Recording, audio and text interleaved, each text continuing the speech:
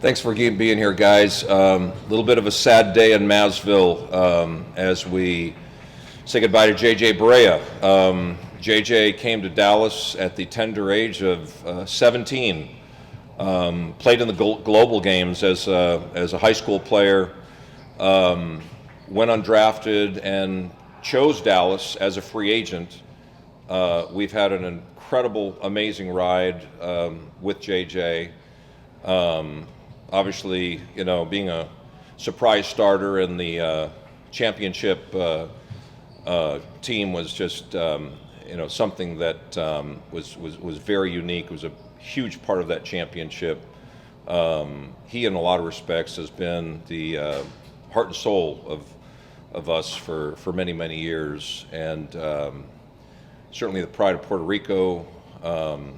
And today, that comes to a close as we're forced to make cuts. So we wish nothing but the very, very best to JJ. He is class on class, has been a representative of this franchise and this team in the community internationally, and will always be welcomed with the Mavericks family. So have nothing but admiration, love, and respect for JJ. And we want to thank him for carrying the flag for this many years. And we're also looking forward to, when appropriate, him rejoining this franchise in a different capacity to be determined later. Thank you, Donnie. We'll go to questions now. Callie, asking you to unmute. Hey Donnie, I'm curious, the decision-making behind the timing of this at this point in training camp for JJ and from the Mavs perspective. Good question, Callie. So that was done jointly. It was the appropriate thing for the Mavericks and for JJ and his family to do that in concert at this time. JJ has certainly not finished playing. I think the fact that we've gone in a little bit of a younger direction, let's call it, with our backup point guard prospects. Certainly the writing was on the wall. We all understood that coming in. I think it was really more of an appreciation for JJ and the amazing things that he's done through his career, why we brought him back as the 16th player on this roster and gave him a thank you of sorts. So again, JJ has got a lot of juice left in the tank. Anyone walking through that practice door will tell you he still got it.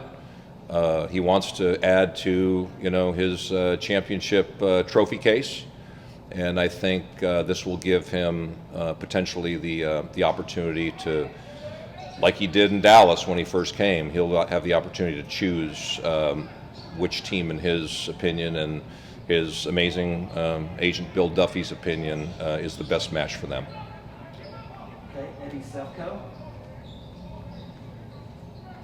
I'm just wondering a little bit about whether or not there was any negotiating going on trying to keep JJ in town as an assistant coach or something like that. I think at this point, Eddie, with his career, there's definitely gas left in the tank. And his focus right now is on playing. I think at the appropriate time, that will certainly be a discussion for us. JJ is going to have lots of opportunities, whether it's on the bench or on the business side or basketball operations.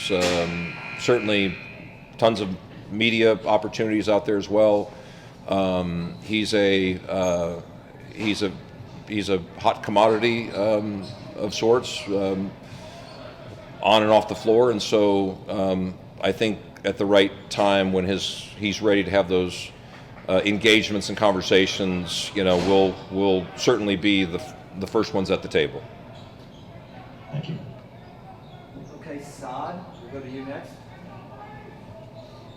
Hey Donnie.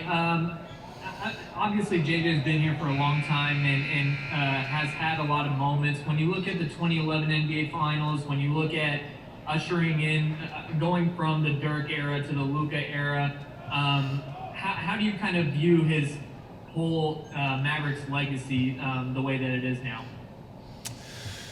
Oh man, I'm going to start tearing up here. JJ is just a unique human being. Winner, pound for pound, inch for inch, maybe toughest competitor I've ever been around. Again, the passion, the pride that he has for Puerto Rico is unmatched. He's our basketball version of Pudge Rodriguez in a lot of respects. I mean, what he's done with, with the Mavericks and Mark when Puerto Rico was going through, tough times with the hurricane situation is really unprecedented in sport, and it's that relationship that makes him special. It's his relationship with myself, with Mark, with Rick, that we're hopeful that at the appropriate time we can, like a lot of other players, reincorporate him back within the Maverick organization. I don't know where to start. At 17 was the first time I met JJ, and you were just hoping that he would get a college scholarship.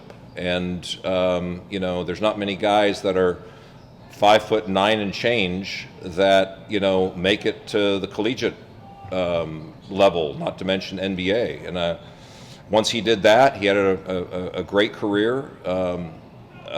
Then he was in the Portsmouth Invitational, and I remember sitting there, and we were all, just because we had a relationship through the global games with JJ, that we were just hoping that he could catch on. And then about 2 or 3 games in, I was like, man, this guy would actually look pretty good in a Maverick uniform.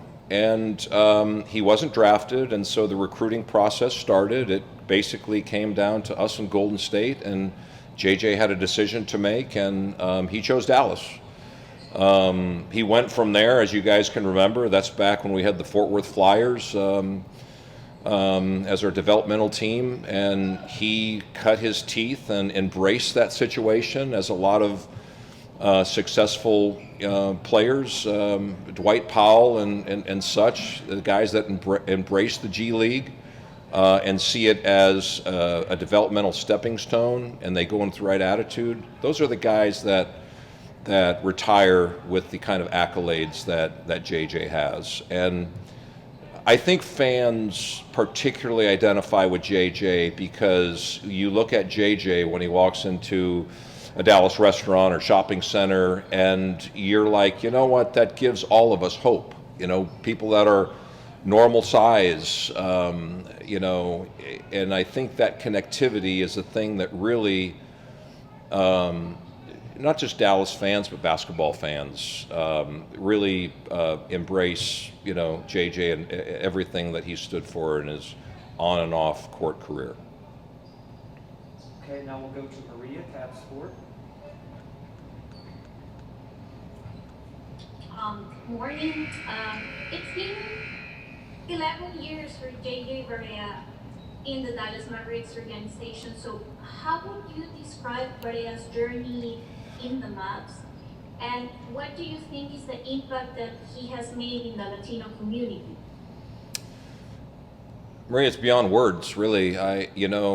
He's been such a champion here locally, but globally. I mean, if you think about the fan base that we have around the world, not just Puerto Rico, but every other Latino country and community on the planet Earth that has basketball fans. He's been a champion of the Latino community. He's been someone that our Latino kids, girls and boys can look up to. If you look at the humble beginnings that he came from Western Puerto Rico, Mom was a tennis coach. If you look at where he came from, his journey, and till today, it's just a tapestry of so many people, not just within the Metroplex, but globally, when he competes proudly for his national team in Puerto Rico, when he represents the Mavericks, globally.